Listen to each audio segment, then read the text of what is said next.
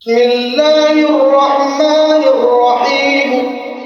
قل أعوذ برب الفلق من شر ما خلق ومن شر غاسق إذا وقب ومن شر النفاثات في العقد ومن شر حاسد